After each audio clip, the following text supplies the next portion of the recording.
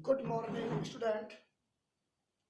आज ये class 10th का वीडियो आपके सामने है और ये क्लास 10th की साइंस बायोलॉजी का वीडियो है।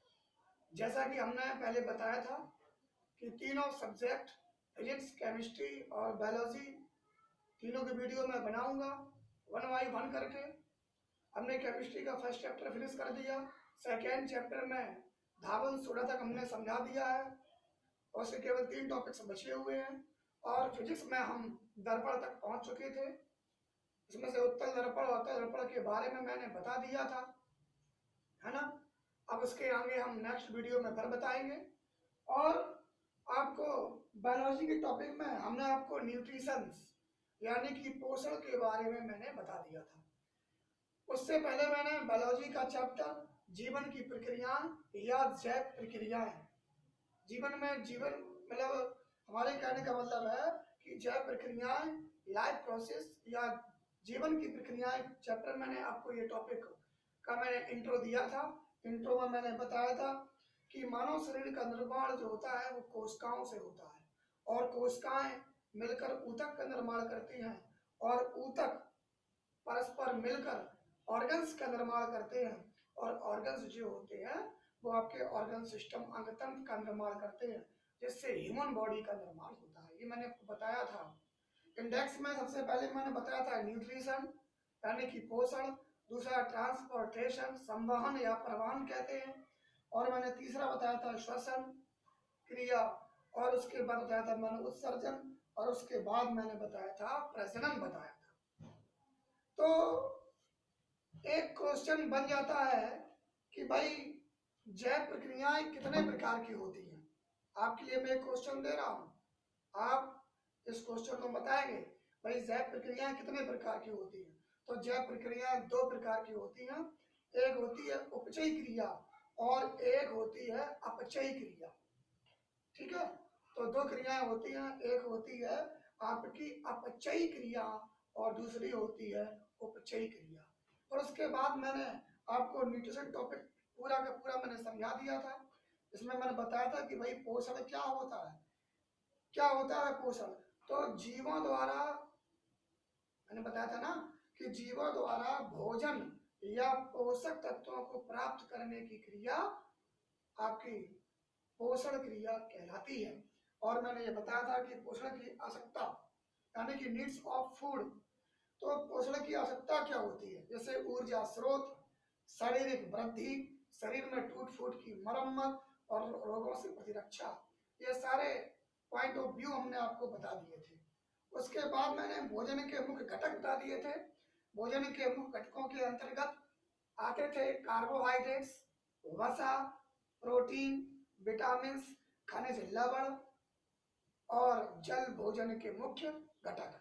तो आज हम भोजन के मुख्य घटक अर्थात पोषक तत्व जो मैंने बताए थे कार्बोहाइड्रेट, वसा, विटामिन, प्रोटीन्स, उनमें से आज एक आपका ये फर्स्ट टॉपिक आता है कार्बोहाइड्रेट्स। आज हम कार्बोहाइड्रेट्स की बात करेंगे। ठीक है, देखिए हम लोग दैनिक जीवन में जो भी भोज्य पदार्थ खाते हैं वो समस्त भोज्य पदार्थ जो है हमारे कार्बोहाइड्रेट्स के अंतर्गत जाते हैं। लगभग भोज्य पदार्थ जो है, लगभग, हम समस्त की बात नहीं कर सकते, लगभग मतलब ज्यादा से ज्यादा भोज्य पदार्थ जो है वो कार्बोहाइड्रेट्स। हमारे कहने का मतलब है कि जिनमें कार्बन, हाइड्रोजन और ऑक्सीजन उपस्थित होते हैं वो समस्त भोज्य पदार्थ कार्बोहाइड्रेट्स के अंतर्गत आते हैं।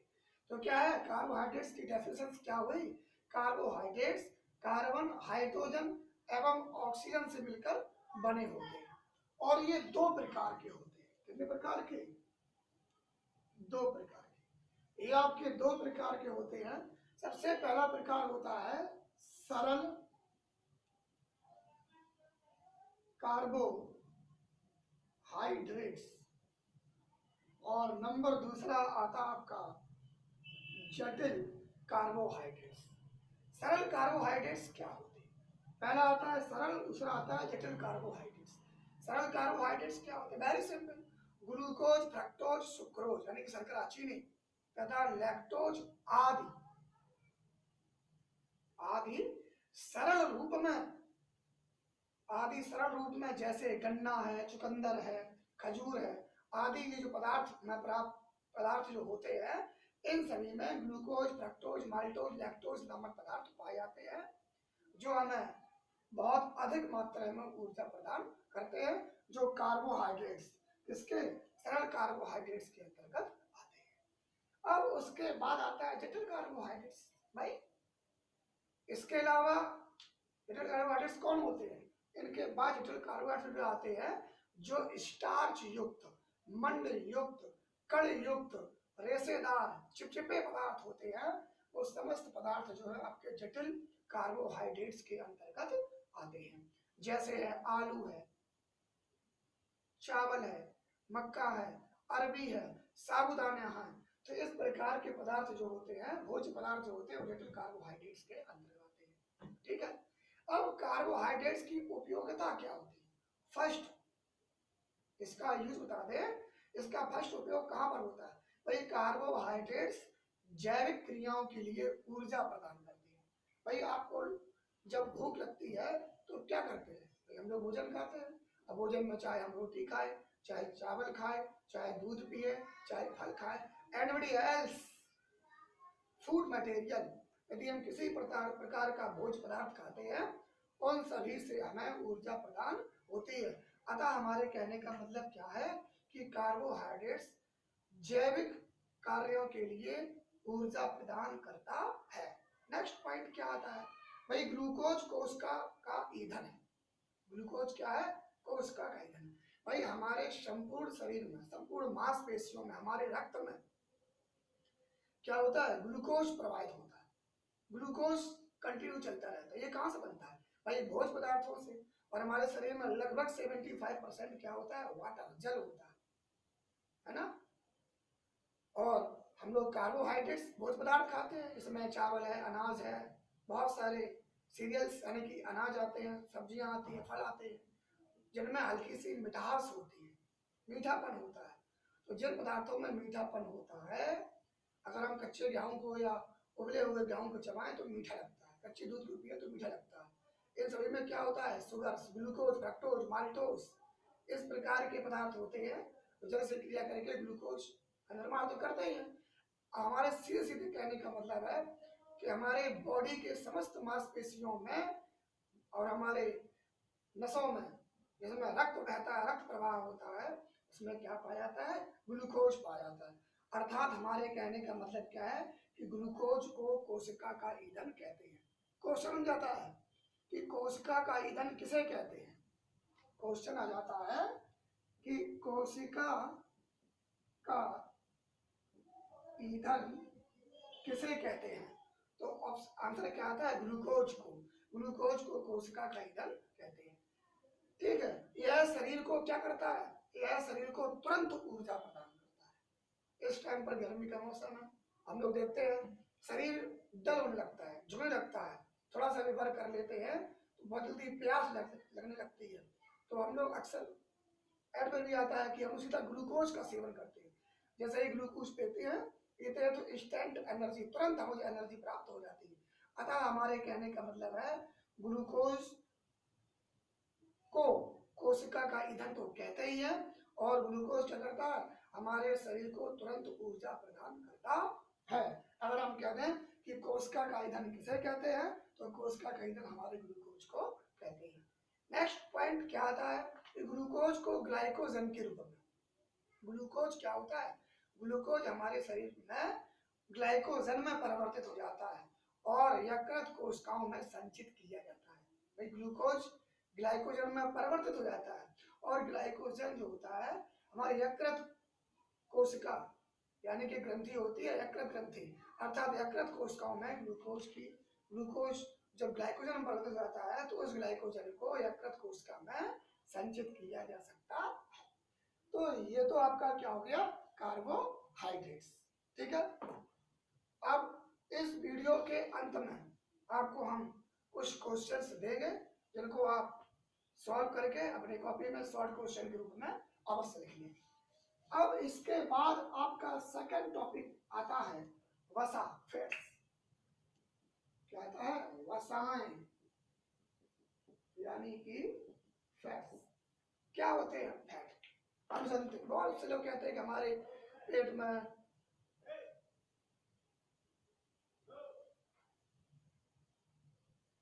हाँ अच्छा ठीक है, हम बाद में देखें, पढ़ाए रहे। ठीक है, तो फैट्स यानी कि वसाएं। वसाओं का निर्माण क्या होता है, कैसे होता है वसा का निर्माण? यानी कि कार्बन हाइड्रोजन और ऑक्सीजन के मिलने से ही वसा बनता है। भाई जैसे कार्बोहाइड्रेट्स कार्बन हाइड्रोजन और ऑक्सीजन से मिलकर बनते हैं, ठीक इसी प्रकार से वसा भी बनते हैं। भाई वसा आती कहाँ से है?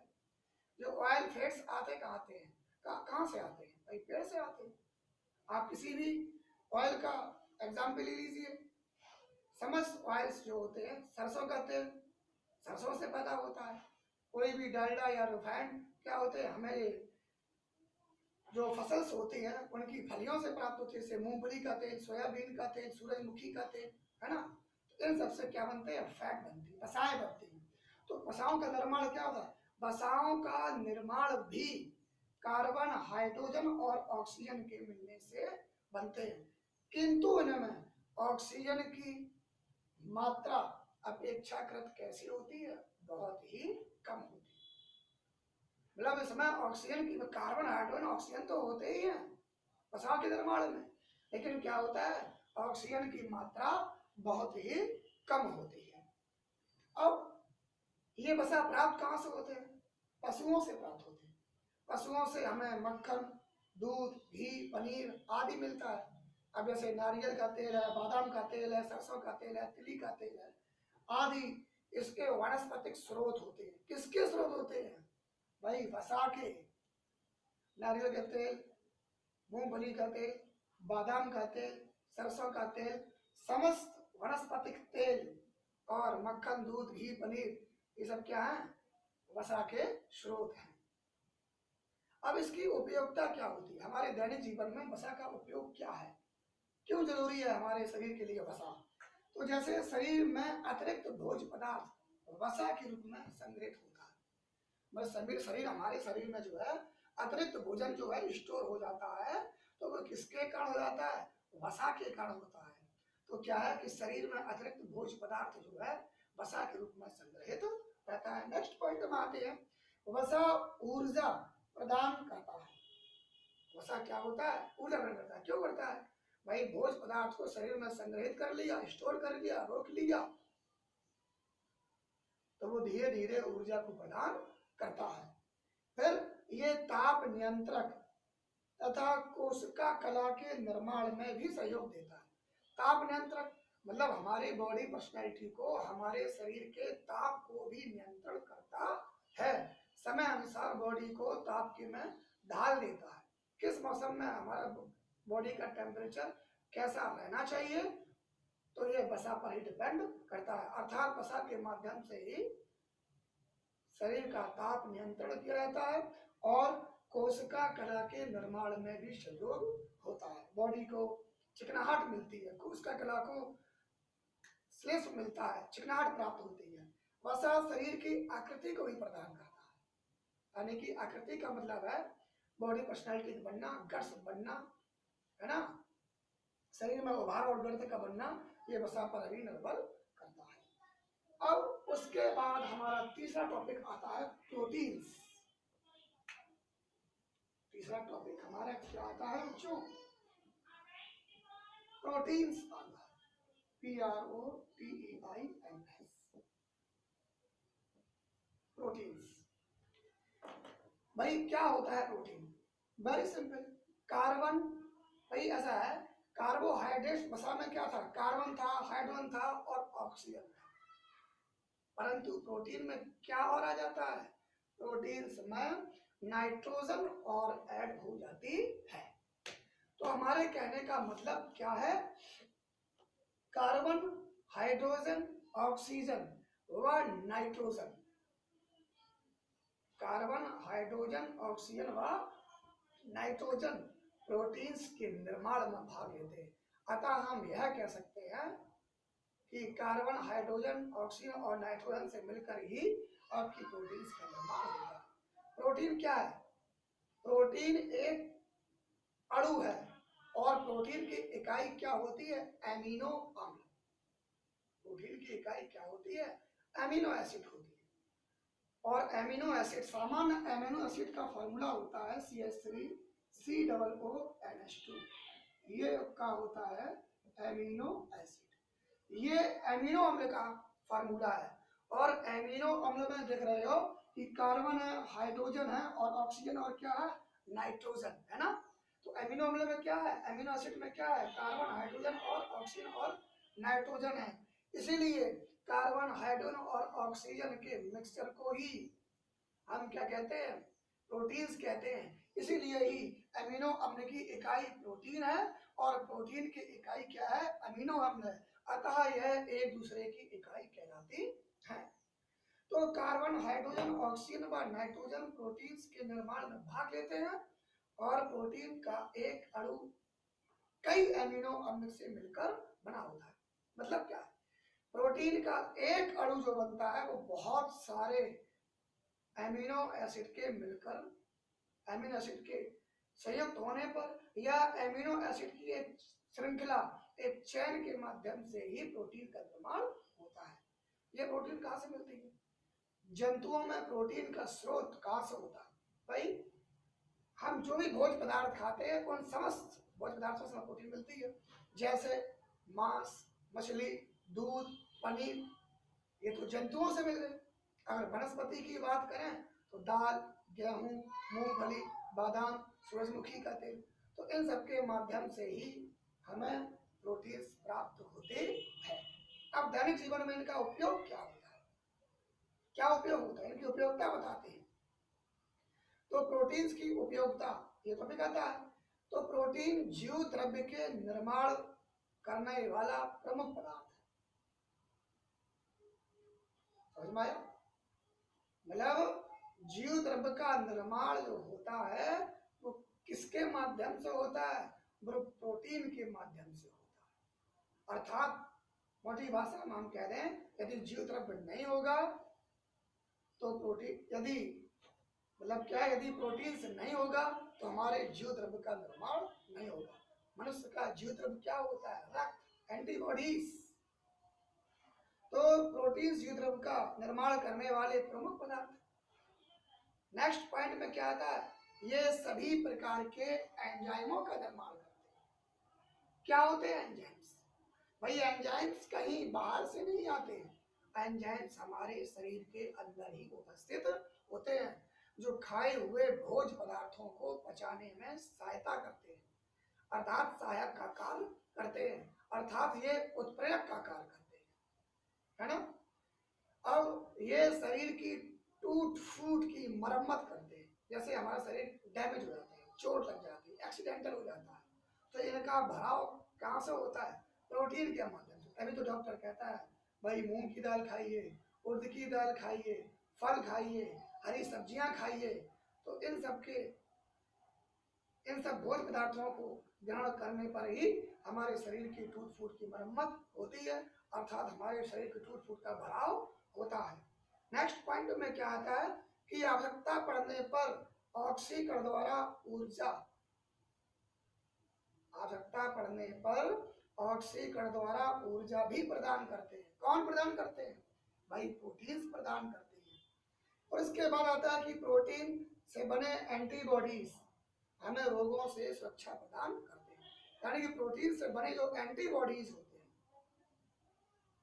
एंटीबॉडी का मतलब जो हमें शरीर की रक्षा प्रदान कर सकते हैं, ऐसे पदार्थ जो हमें बाहर से आए हुए रोगों को लड़ने में सहायता करते हैं, उनको एंटीबॉडीज कहते हैं, सुरक्षा प्रदान करते हैं।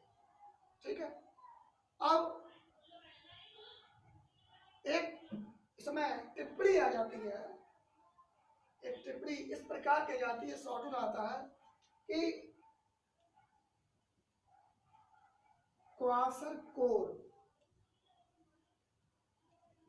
और मैरस्मस, ठीक है, मैरस्मस, क्वासरकोर और मैरस्मस नामक बीमारियां ये क्या है? यदि नवजात शिशुओं में या छोटे छोटे बालकों में आहार के रूप में उचित मात्रा में संपूर्ण आहार नहीं मिलता है, प्रोटीन उनको नहीं मिलती है, तो क्वाशरकोर और मैरस्मस नामक बीमारियां उनके शरीर में उत्पन्न हो जाती हैं। तो हम चर्चा करते हैं पहले किसकी, क्वाशरकोर नामक बीमारी की चर्चा करते हैं। तो यह रोग जो होता है वो प्रोटीन की कमी के कारण होता है। और प्रोटीन हमें कहाँ से प्राप्त होती है, गेहूं, दाल, है ना, मूंगफली, बादाम, दूध, पनीर, अंडा।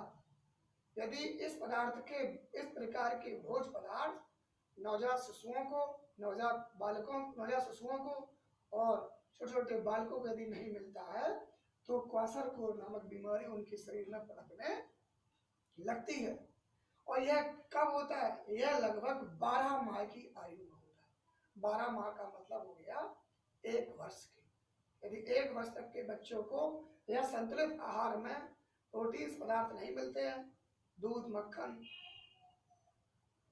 दालें, बादाम, सोयाबीन, इस प्रकार के पदार्थ नहीं मिलते हैं, तो उनको ये बीमारी हो जाती है। जब माँ के दूध की अनियमितता हो जाए, देखा होगा छोटे छोटे बच्चों को जब माँ का दूध नहीं मिलता है तब ये बीमारी और लग जाती है। क्यों लग जाती है, क्योंकि माँ के दूध में हर प्रकार की प्रोटीन्स, वसा, विटामिन, कार्बोहाइड्रेट्स, कुल मिलाकर हम कहें तो माँ के दूध में खजाना होता है। अर्थात हर प्रकार के ऐसे भोज्य पदार्थ का रस होता है, ऐसी ताकत होती है जो हमारे शरीर को बहुत ही एनर्जी प्रदान करती है, बहुत ही ऊर्जा प्रदान करती है और बहुत जल्द ही हमारा शरीर ग्रोथ करता है। यदि ऐसी स्थिति में 12 माह तक के बच्चों को माँ का दूध नहीं मिलता है और इन भोज्य पदार्थों का सेवन उन्हें नहीं मिलता है तो एक क्वाशरकोर नामक बीमारी उनके अंदर पैदा हो जाती है। तो इनकी पहचान क्या होती है, इनकी बाजू, हाथ पतले, टांगें पतली हो जाती हैं और शरीर का कंकाल जो होता है वो झुक जाता है, बहुत ही कमजोर हो जाता है और उनके अंदर मानसिक मंदता, मतलब बुद्धि का विकास उम्र के साथ नहीं हो पाता है। अर्थात उनमें दिन पर दिन बीमारियां उत्पन्न होती जाती हैं और वह मंद बुद्धि वाले बालक भी हो जाते हैं। ठीक इसी प्रकार हम बात करते हैं मैरस्मस रोग की। यह रोग भी प्रोटीन की कमी कारण होता है, अर्थात इन्हें सही से ऊर्जा प्रदान नहीं होता है। तो यह रोग, अर्थात इस रोग में बच्चे जो है बहुत ही कमजोर दिखाई देते हैं और जब 12 माह तक के बच्चे अर्थात 1 वर्ष तक के बच्चे माँ के दूध से वंचित हो जाते हैं तो वह अपने आप आयु से छोटे लगने लगते हैं। उम्र उनकी भले ही बढ़ जाए लेकिन क्या है, शारीरिक बनावट, मानसिक मंदता ऑटोमेटिक कैसी होती है, वो दिन प्रतिदिन कम होती जाती है। इनमें पहचान कैसे होती है, जैसे भूख कम लगना, सांस को धीरे धीरे लेना, शरीर का कमजोर हो जाना, डायरिया नामक बीमारी से अत्यधिक ग्रसित रहना और मंद बुद्धि के हो जाना और शरीर की जो नाड़ी तंत्र है अर्थात वो कैसी आती है, स्लो हो जाती है। इस प्रकार की बीमारियां उनके अंदर उत्पन्न हो जाती हैं। ऐसे रोग को हम मैरस्मस रोग कहते हैं। अब इसके बाद आपका नेक्स्ट टॉपिक आता है विटामिन। क्या आता है, विटामिन।